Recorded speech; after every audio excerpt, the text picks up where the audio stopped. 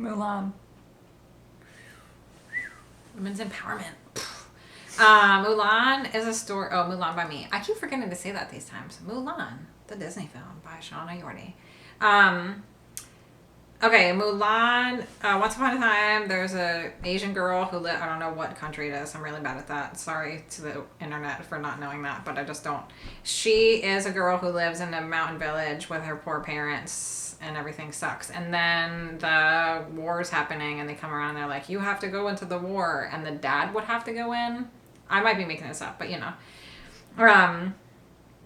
And she's like, whatever. I volunteer myself, whatever. She's a Katniss. And then, what is that word? Something. She does like that. It doesn't matter. Is it? It's not volunteer. What's the word? Just say it. You don't know what I'm talking about? I hate you. Okay. Tribute. I contribute. God, now I'm gonna get stuck on that. I volunteer as tribute. Oh, yeah, okay. Well, good. All right. Anyhow, she volunteers as tribute to go instead of her dad, but she pretends to be a boy. Now, how the fuck she pulls that up with her parents? Her parents think she ran the fuck away? I don't remember what the hell happens at home, but somehow she runs away to go to the war, pretends to be a boy, because girls can't go, obviously. And, oh, before that, P.S., she also is supposed to get married. There's a whole show at home where she's supposed to marry dude. Arranged marriage. And they get her all fancied up, all gussied up in her makeup with white stuff, and it's a geisha looking scene. Where the fuck are they from? Is it Chinese?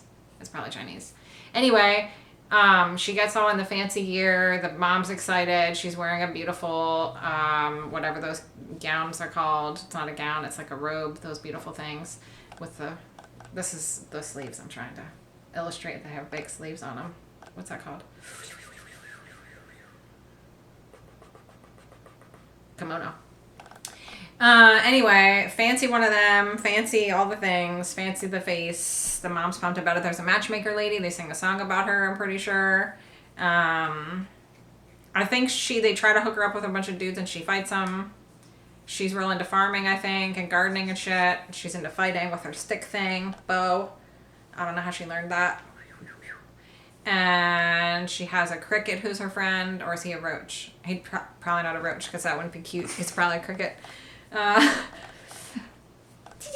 He hangs out with her and climbs around all the time. And then she also has a luck dragon named Mushu, but I don't think he's there then. I think he only comes because something happens to her. Supposed to get married, hates it, doesn't want to get pretty, wants to farm and fight stuff. War happens, volunteers as tribute. She goes and pretends like she's a boy. She gets friends.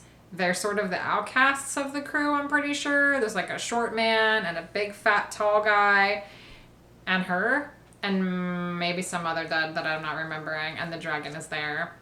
And he's funny. And he's somebody funny like Eddie Murphy or Robin Williams or something. Somebody who's like super famous and has a funny voice, does funny voices and does silly stuff. He's like a skinny little, slippery little. He's not slippery, but his body is like sort of moves like this. And there's a hot guy at the war, the army people. Hot dude. Is he the captain or something? She's into him and she's like, ooh la la.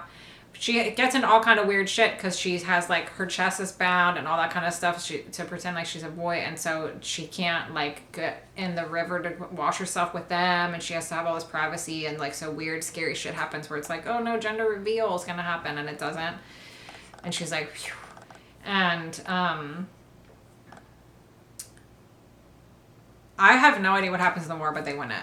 I can tell you that. I'm pretty sure everything's fine. There's fireworks there that they use to beat up the people. And now I get mixed up with Kung Fu Panda. So maybe Kung Fu Panda has fireworks that are...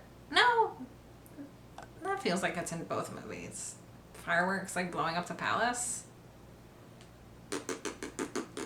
Somehow Mulan turns out to be the greatest warrior of all fucking time, and she kicks ass, and she figures out how to take down the bad guys. Oh, it's the Huns. Yeah. they have a Hun army and they're scary, and she beats them up with her crew of misfit toys. They kick their ass somehow. And then what happens? Does she get with the dude? She probably does because she's a Disney princess. She probably falls in love with the guy or something stupid like that at the end.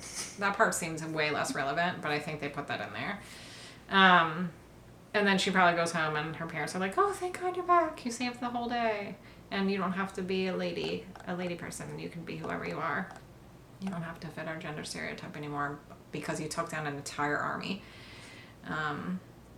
Which is annoying. They should have just listened to her in the first place. But whatever. She killed it. I mean, I think she literally killed that army.